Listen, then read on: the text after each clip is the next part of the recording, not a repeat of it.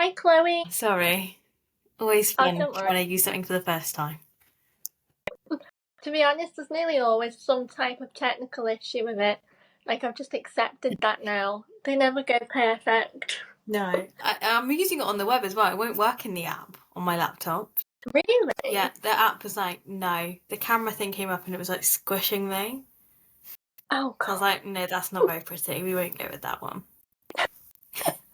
Well, thank you for sticking with it and proceeding, because I probably would have given up if that happened to me. So Well, good we got it's there. really lovely to meet you and to have you on. I've been really excited to get to chat to you and like have you on and ask you some questions. So, I don't know if you've seen any of my episodes, but I always start off with a little introduction first. So I'm obviously Zoe, and I started this podcast because I've got limb-girdle muscular dystrophy, and I think I just wanted to sort of like talk about what life is like, really, for lots of us with muscular dystrophy and show kind of the good and the bad, because I think often people look at it like it's, a very big negative, but actually, just like everyone else, there's good and bad with everything. So I wanted to have a lot of positive stories on and, yeah, show what we're all about, really. So if you wouldn't mind doing a little introduction too. Yeah, so I'm Chloe Docker. Most people, though, in the muscular dystrophy community have known me as Global Hopkins for many years until recently. I was diagnosed with Nemaline myopathy when I was 4 years old. So I lived with it all my life, really. Obviously diagnosed with it at 4, so never really known any different.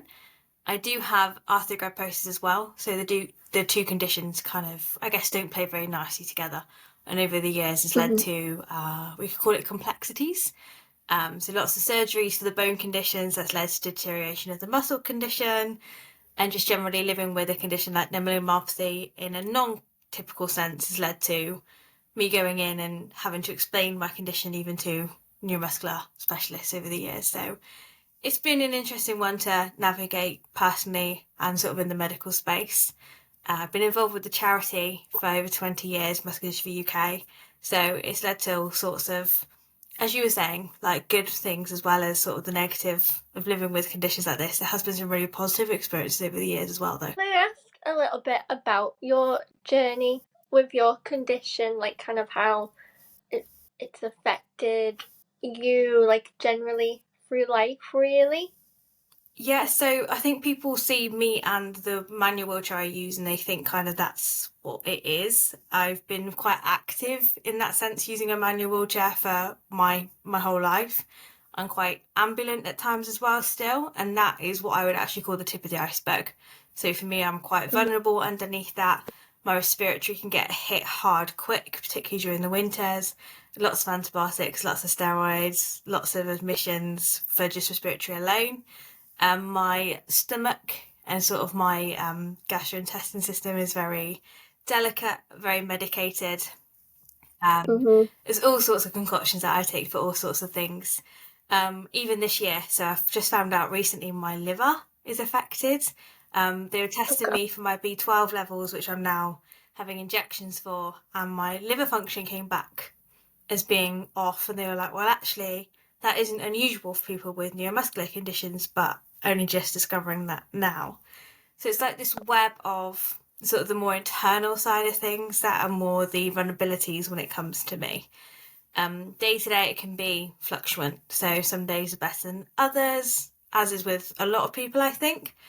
And I have to kind of, have you ever heard the analogies of how many spoons you use? Like you start the day with 6 spoons, as some people Yeah. say. Some days I wake up with none. Some days I wake up with 3 or 6, and things that some days might take 1 spoon, so 10% of my energy. Some days that's 100% of my energy, and I have to kind of forecast where to use my energy depending on what's going on. I'm actually just about to change my job. I live down in West-Supermare near Bristol. The office of my current job is in Malmesbury. So when I do commute, that's over an hour and 15 driving there and driving back. Oh, good. So that's a lot of my spoons used just on my drives, rather than going into a new job, which is completely hybrid, well, remote, only in the office when I really need to be. for specific reasons, and everybody's at home most of the time, so it's a more inclusive way of working for me, and hopefully a more energy efficient way of working for me to manage the conditions so that I can use my energy and my spoons where I want to, as opposed to just on those things that everybody else takes for granted, really.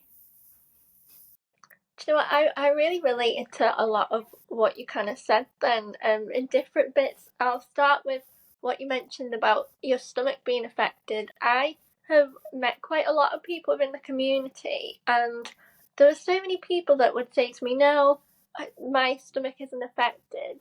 And I have been trying to find someone that I could kind of relate to in that aspect, because mine is not great. I mean, I have dysmotility, but it's also like very sensitive, and I get a lot of pain and struggle a lot just with it. And I think I always thought it was quite a common thing to be affected, because you know, when you think muscles, you think stomach, like how would it not? But it's actually not as common as you would think, and I think that's probably been one of the symptoms of my muscular dystrophy that I find the hardest to manage, if I'm honest. Even though obviously my mobility is hard work, the fatigue, the everything else, but I think whenever I have to stop or I feel debilitated by symptoms, it's nearly always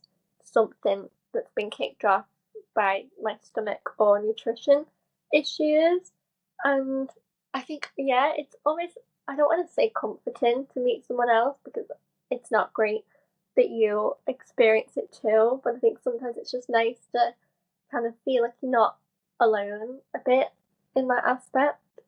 But also mentioning about changing jobs, that's something that I have recently struggled with a bit, because I was working within a hospital and it was very physical, and I was finding I was just using up every bit of energy that I had just going to work and doing it, and then I'd come home and I would just be like a shell of myself. And so I've recently switched and I'm trying to find something more remote now, because I just think in order to try and balance everything, like your health, the management of your health, and then also career goals, it's not an easy balance, is it? No, there's just all those extra layers that we have to consider. And I think I understand what you're saying there about the comfort thing, don't worry. Like, it's just that when you live with rare forms of conditions, and there's obviously not that many people with neuromuscular conditions in the UK like ours anyway, and then finding people who you Mm-mm. can relate to, it is hard. And it is comforting to find people who are like you, because it isn't all that often where, particularly, you might meet people who have the same condition as you on paper, but that doesn't mean you have the same symptoms. I actually find a lot of the people who I relate to are people who have different conditions to me but similar symptoms as me. So completely appreciate what you're saying there. That's what I've just been doing over the years, is actually just making a web of people who I know who have forms of the condition, but it's quite hard necessarily to find people who have the same form as you with the same symptoms and experiences as you. And I think it's good in a way not to just know people with your condition, because it's so easy to like compare and contrast yourself with people. Oh, yeah. And that's Mm. really not very good for you mentally to be doing, particularly No. with more severe forms of the condition. Um, you know, we're talking about 60 different types here, so there's a Yeah. minefield of people, and it can be really comforting, I think, is exactly the right word to be using there, to be doing that. And I think when you meet people who go, I feel you, yeah, the fact that it does take that much more energy to do the things that, you know, just everyone else does day to day, and then they do their job. Don't get me wrong, everyone comes home tired from work, but it's that next level Oh, it's that people different just type of can't titan, isn't it? comprehend. Is that you just can't really. I don't think other people can appreciate it if they're not in the position that we are, and of course they can't. Why would they? They're not living the experience that we're living. I think you are right. Like, it's always been something that I find really hard to try and put into words to describe. a lot of the feelings that I get, because like, I always say you can't fully understand something unless you've experienced it, like whatever it be. And it is just a different type of tiredness and feeling and draining. And as you say, just to do anything, like whatever we do in life, even just, getting up in the morning, it is different. Like, we do have more to think about, or we have to do it a bit differently, or, it's just a different experience for people with muscular dystrophy. And it's not to come on here and be like, oh, woe is me about it. It's more just to talk about it and try and get that understanding out there for people, because I think when people understand things more, we take a step forward to being more inclusive in society about it, and people don't look at it so much with so much confusion and like, oh, we don't know what to do, we don't know how to help, so we just avoid and not approach those situations. And yeah, that's what I'm hoping all the different podcasts that people do is a bit of a step in the right direction, I hope. Fingers crossed. It's that thing of knowledge is power. People don't understand condition like ours without the information being there and without hearing people like us sharing insights and stories about what it is living with it. And you're right, it isn't about the boohoo me. It's about actually going, you know what, this is how difficult it can be, but actually living with conditions like ours is what ironically motivates you to get up in the morning, because you don't know when you're going to have a good day and when you're going to have a bad day, and you have to make the most of the good days to kind of get you through those harder days, because you have to, and you don't know when things are going to change. Unfortunately, when things are going to deteriorate, you don't know when. Sadly, with people with this condition, you might lose people along the way with the condition, because that is the reality we still live in. So you have to make the most of every moment, be that how painful it can be some days, how uncomfortable it can be some days. We still do. I think it's a massive motivator living with conditions like ours to go out and do things. Like you've decided I'm doing this podcast. Like, we need to be just doing these things. If we think I want to do that, just do it. I think I've always really had such a perspective of just going for things and living each day to the best that you can, because I think you're right. Ever since I heard the word progressive when I was diagnosed, it almost like flipped the switch in my brain to think, God, you just don't know what's round the corner. And it did sort of just light this fire that on those days when I feel good, I'm like, right, come on, let's just make the most of it. And that's always been a positive thing, but there's definitely been occasions where it backfires a bit on me, like on the days when I'm resting and I know I need to rest. Sometimes I'm like, oh, come on, like you should be doing more. So I've always been really rubbish at like pacing myself. But how are you at that sort of thing? Are you quite good at taking those rest days, or do you find it difficult too? Yeah, I've been better Yeah. since having my hubby. He's quite good at being like, Chloe, and kind of not forcing me, but forcing me too, because I can't enjoy the days we have off together if I'm not rested for them. And I've learnt, like, when I'm unwell, particularly, there's no point fighting through those days and being a trooper. Like, it doesn't do any good to anybody. Having that person who it affects, it was different when I was growing up. Like, obviously my mum used to look after me, and of course I thought about the impact of the people around me, but it's different when it's like a partner or a significant other in that respect, where they've chosen to be in your life, you've chosen to be in theirs, and you have to consider them in that way. That for me has been the shift in having to consider my health in a different way. The decisions going forward of how children could or couldn't work for us, in what format that might be, how could we have a pet in our lives, and all those sort of decisions you make as a couple, you kind of have to then think about how the condition works in that, and resting and recuperating and keeping well naturally comes into that, because you can't think about that future with somebody and planning for that if you're not looking after yourself and making sure you're preserving yourself in the condition the best you can. So I think him coming along has definitely been the best thing for me in terms of learning to have those rest days and those recuperation days, because it's quite enjoyable kind of snuggling in and putting a film on and things like that, because that's much better than just kind of sitting there myself twiddling my thumbs going, oh, I could be doing this. It's a bit more attractive when there's someone there keeping you company doing it. I agree. I think that is definitely something that I feel has helped me look after myself a bit more, because when I met my partner, I mean, we're engaged now and we live together, and you're right. When I plan my week and I'm like, right, today is not a good day, when am I going to rest?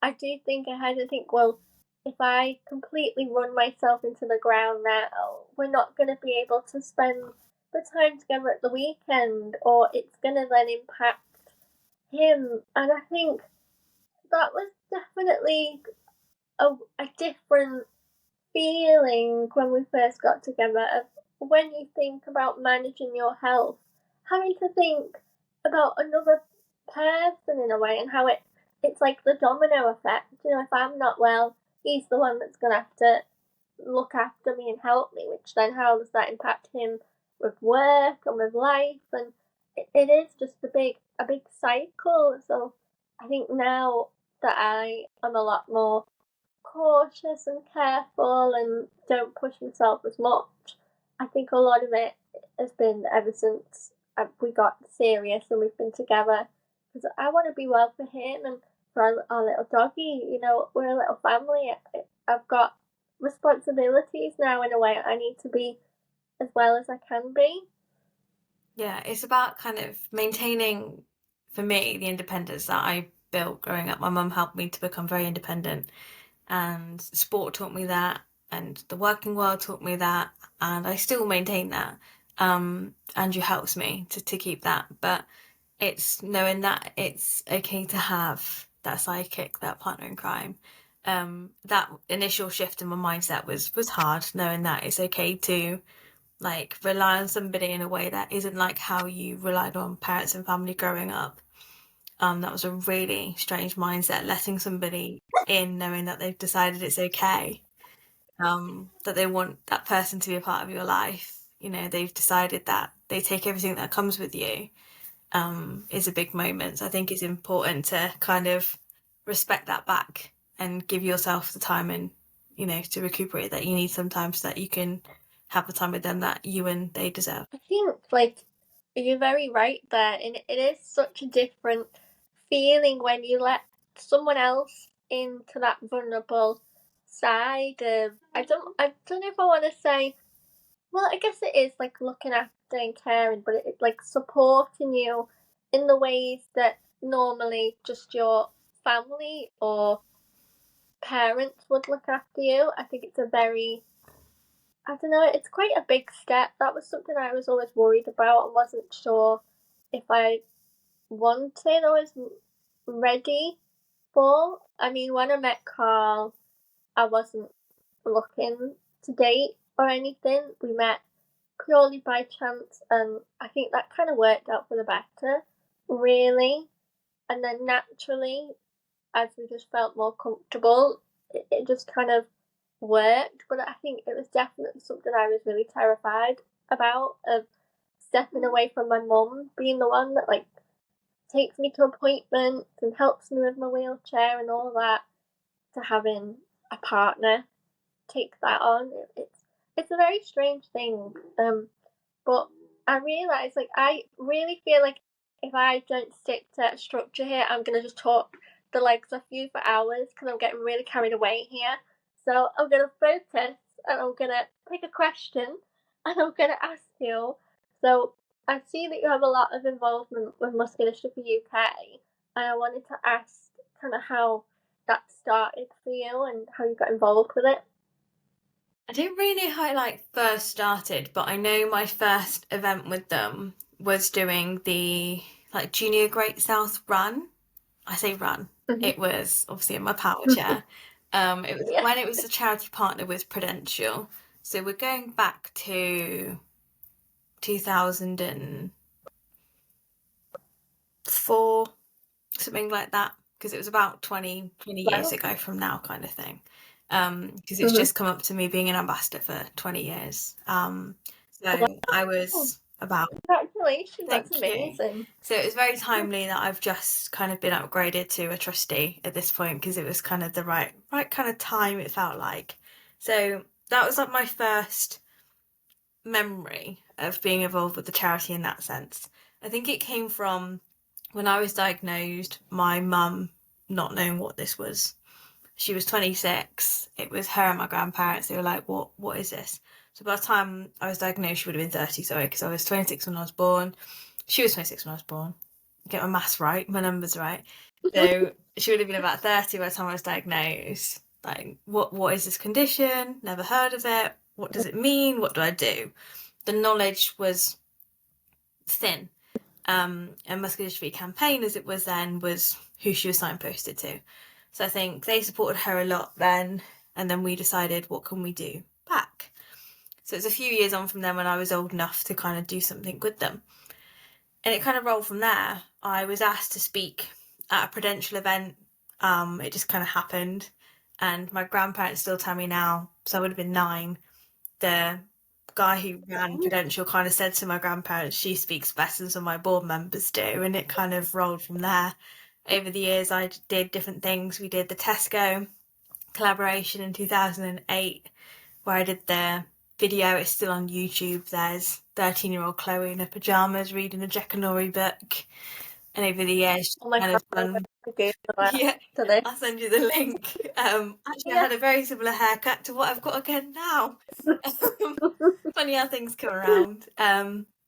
But back then, like, this tells you how far the charity's come over the years, and how all the fundraising and all the talking and sharing the stories has made a difference. Because when I read that storybook, there was no treatments for the condition, whereas now we do have a handful for some of the conditions because of all the work that has gone into the charity. And that comes from, speaking at events, from raising awareness, from getting people to understand the condition so that they want to put money into the condition. I go to the sports quiz semi-regularly now, and every time I go, there's the same people there because they've got to know the charity and they want to understand it more, and they come back every year because they want to see the development. And people, once they understand what it is and what the charity does and what the people living with it experience, people do want to keep coming back and supporting it. And I found the same. Like, I know I have the condition, so of course I've got like allegiance to the charity, but I've supported a number of different charities over the years for different reasons, and there's just something about MDUK that just has this feeling.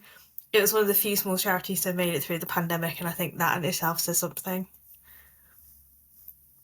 I agree with that. I think, like you, I've had a bit of involvement with some different charities over the years, but there is something so different about Muscular Dystrophy UK, but in a great way. Like, even the people that support it, and like the celebrities that are involved, the people behind the scenes, but everybody that knows about Muscular Dystrophy UK really has a passion for it, like really feels for the cause. And I've never seen that reaction before to charities or conditions, which I think speaks a lot about Muscular Dystrophy UK, and also about people's understanding and reaction to muscular dystrophy. And I think people, once they know about it and understand the impact, people want to help, and people want to try and better our experiences and lives and make things a bit more accessible. But I, like you, I remember when I was younger and first diagnosed, like I'm 26, and there was just no treatment at all, and it felt so far away from having anything. I mean, I wasn't sure if I'd see anything in my lifetime, and now, I mean, you're right, because there's only a handful of treatments out there and still in quite early stages of being rolled out and stuff, but it just feels so almost groundbreaking in a way that we're seeing treatments for types of muscular dystrophy. I mean, what do you think about the leaps that we've made?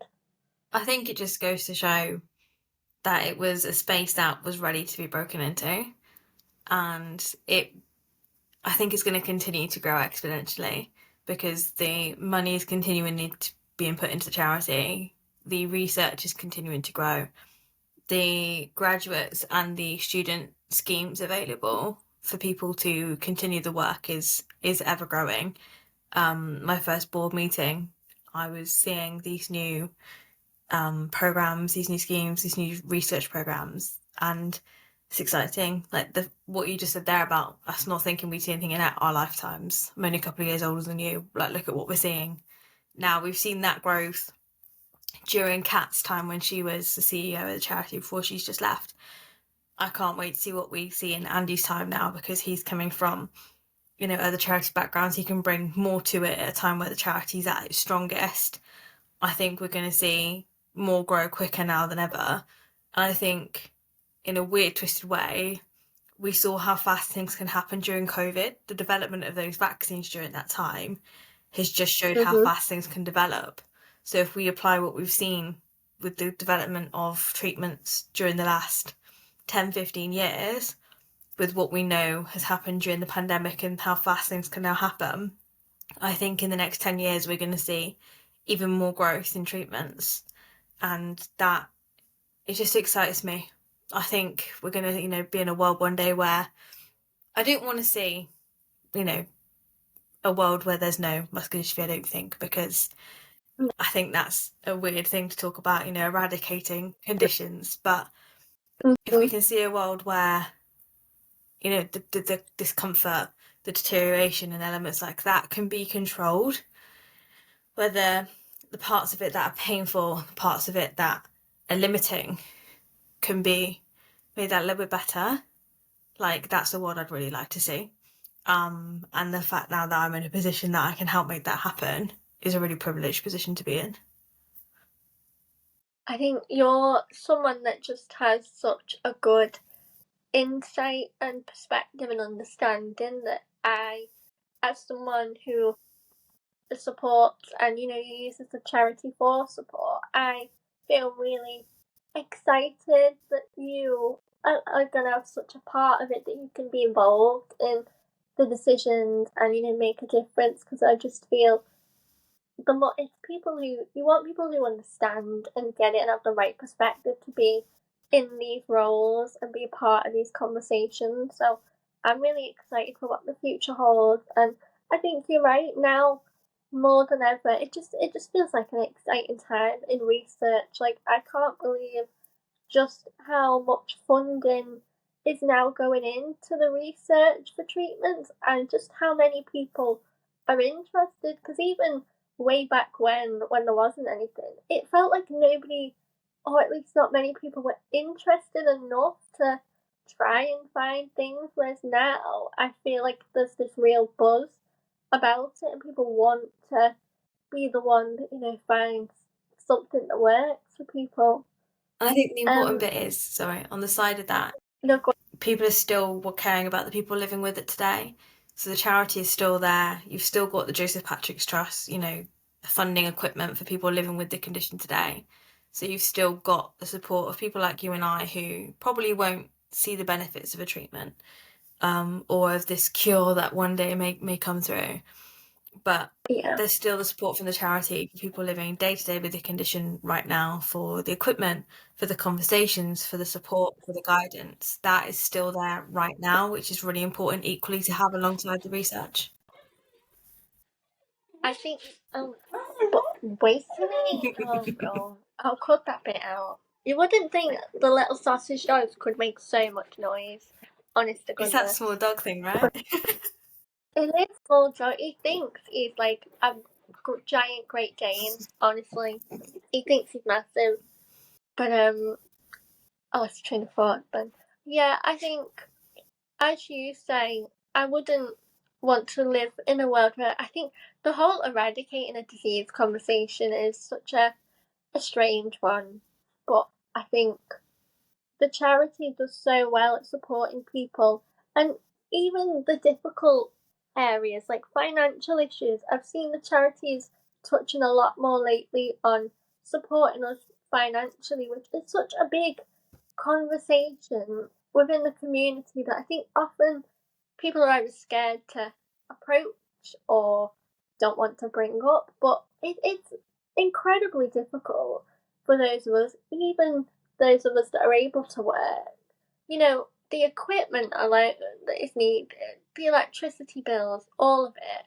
You know, it is a crisis for people, and I hope that all the work that the charity are doing to get this in front of the government and everything, I really hope people listen because something needs to change. Like, I'm tired of seeing those struggling with, I'm really tired of seeing people worrying about how they're going to fund their equipment, how they're going to pay for their wheelchair repairs, how they're going to like pay for food. You've already got enough on your plate with muscular dystrophy without those added issues. But I think Muscular Dystrophy UK as a charity really recognises where the help is needed most. And it's that all-round support package that I think is why it's still doing so well.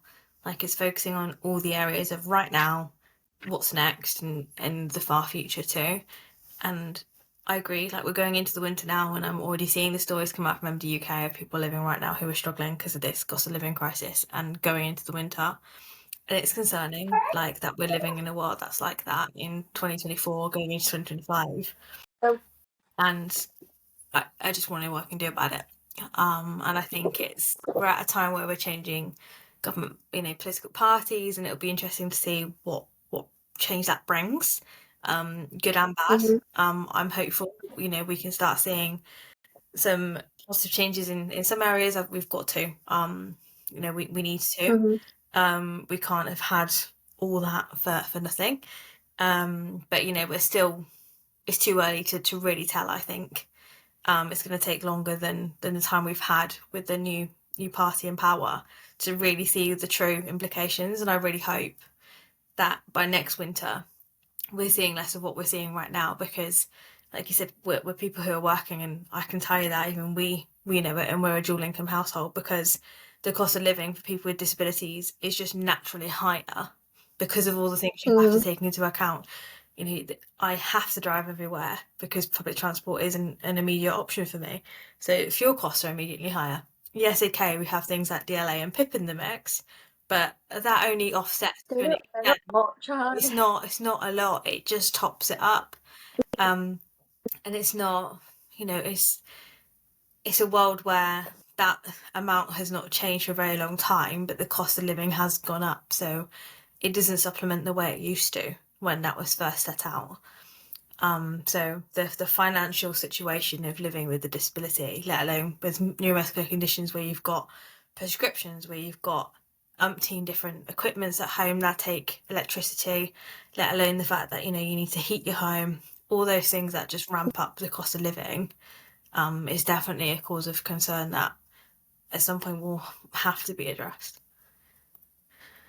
I agree, and I think I'm so hopeful that, as you say, in 12 months' time, we're having a different conversation and we're seeing different things where there is more help, because in this age we shouldn't be having these worries. And I think with the cost of living rising or the disability support payments, they haven't adjusted along with it. And I think that, it makes a small difference, but it doesn't really make a big dent. And like you, we're a dual income, and trying to even repairs for my wheelchair alone, what you pay to get a car fixed, it's ridiculous. And so I'm really hopeful that the government starts to listen to the work that Muscular Dystrophy UK are putting in, because it's about time. So you're obviously an important part of the charity. What can you say to those listening that is coming up with the charity in the new year? Like, any exciting projects that are coming up, or anything that you're really passionate about wanting to get your hands in? So it's actually a really interesting time with the new chief exec coming in, with Andy joining us. So he came to the last board meeting, but he could only listen. So he hasn't really had a chance to have his say yet. We will be regrouping in the new year, where we'll have a long session where he'll kind of have had a chance to meet with all of us board members, to meet with integral people at the charity, and then to set out his plans from there.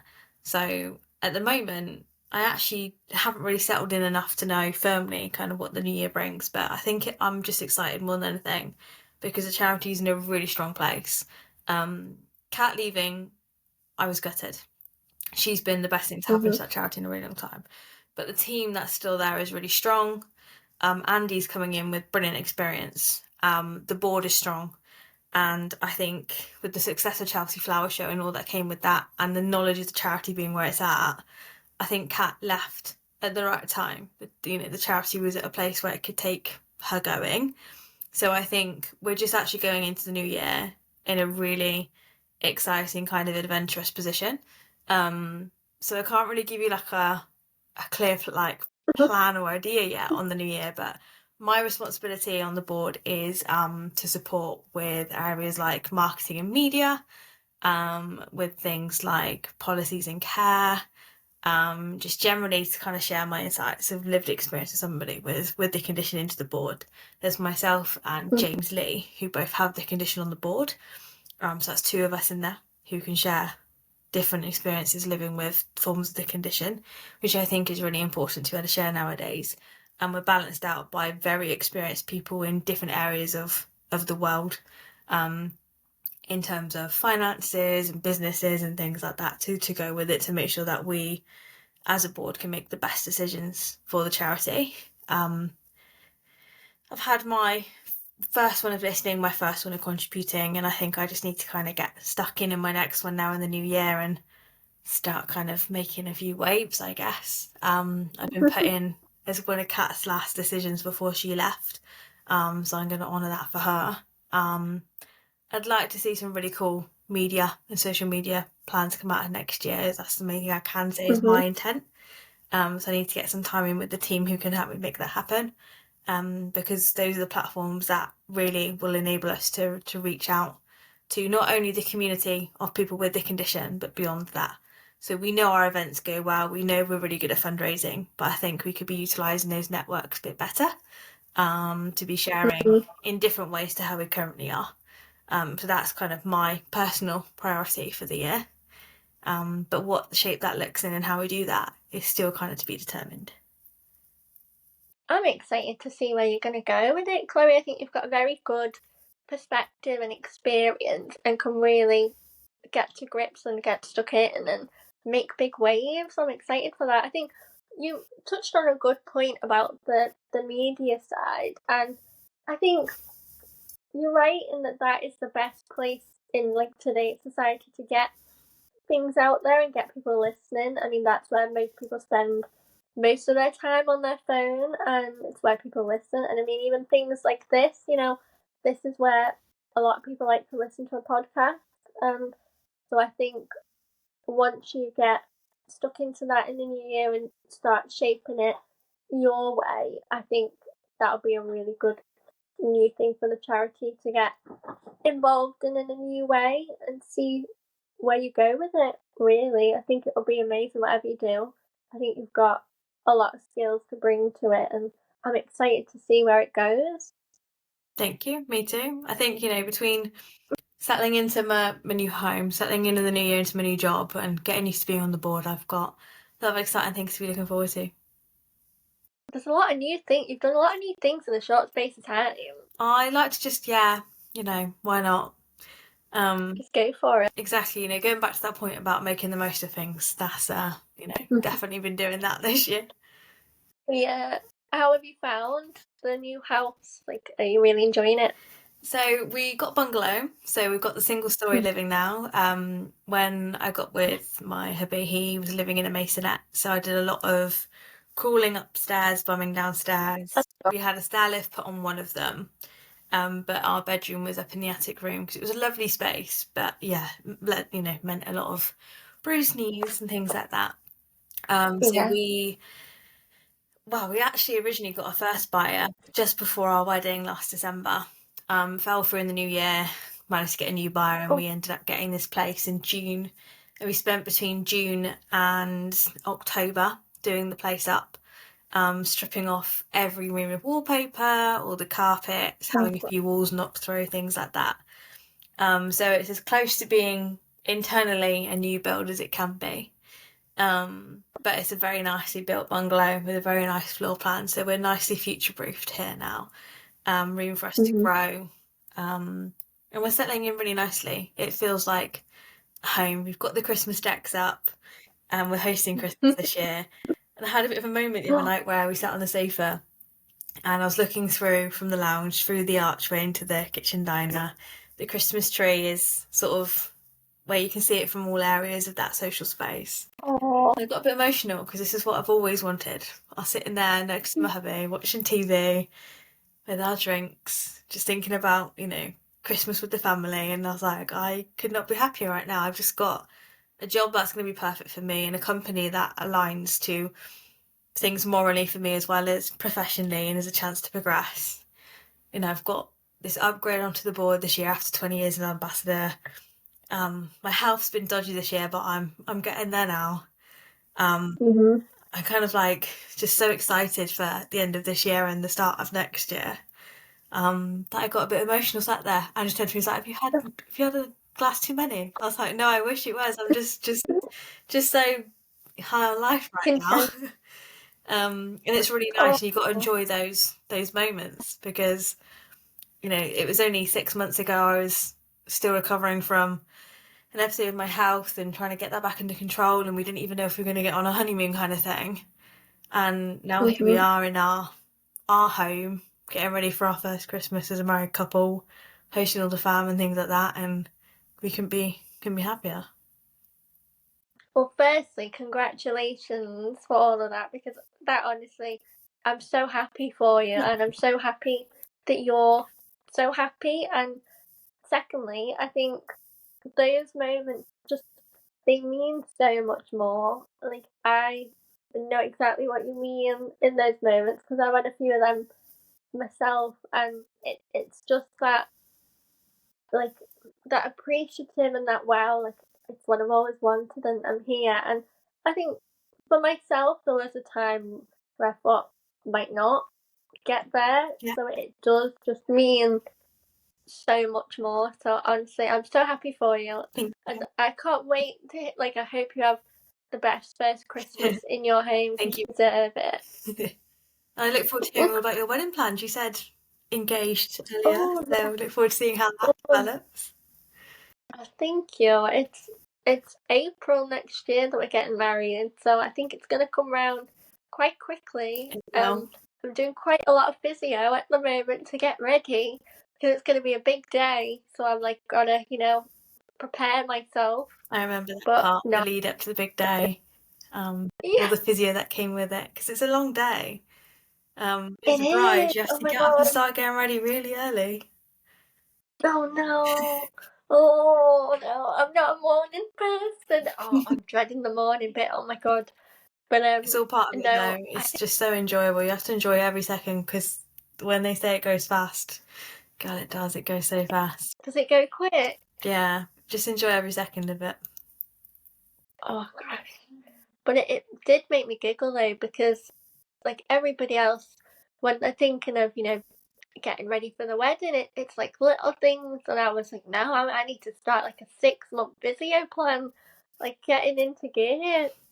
But it'll be worth it, and yeah, if it means I can enjoy the day and hopefully limit the amount of discomfort and pain, then it'll be worth it. I feel like there could be a whole episode on getting married with a disability.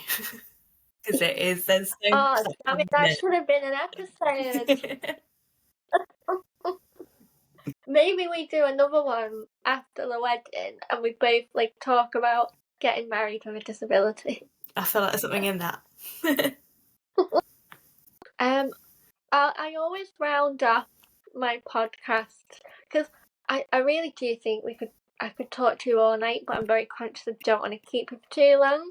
So I'll get to the end bit. I always ask everybody, what would you like people listening to know about either life with muscular dystrophy or about the condition itself? Like any message you would like the listeners to know. like, and fire away. My kind of go-to is that my condition is not my disability necessarily, it's the world that I live in is. So anything that you can do as an individual to make the world more inclusive for me, please do. Oh my gosh, I love that. Blooming heck. It was snappy as well. It was like short, snappy, but effective. There you go. Well, it was honestly so great to like meet you face to face virtually. I know we've chatted a bit, but it was really lovely to meet you. Yeah, you too. Where are you in the world? Well, in England. I'm in Liverpool. Are you? Oh, my husband, he supports Liverpool. Does he? Oh, we're a Liverpool household. I will let you know if we're up in Liverpool for a game. Oh, honestly, that would be great. Like, with the hubbies can go chat football, and we can just chat whatever, have a little yap, a little coffee. Andrew's Although I always don't asking me drink to coffee. go up for a game, so it'd be a good excuse to make a weekend out of it. Yeah, definitely let me know. That'd be lovely. There's loads of great places to go that are accessible as well. That's a big thing. Yeah. I can show you where all the accessible places are. Lovely, that sounds great. Well, thank you so much for your time, Chloe, No, and I not hope from you it. enjoy the rest of your evening. You too. I'll catch you later. I think Andrew's watching the football game actually, so I better go make the dinner before it's on. Oh no, that means I'll have to watch football tonight if the football's on. Oh no. Good luck. Thank you. I'll talk to you soon. Bye-bye. Bye.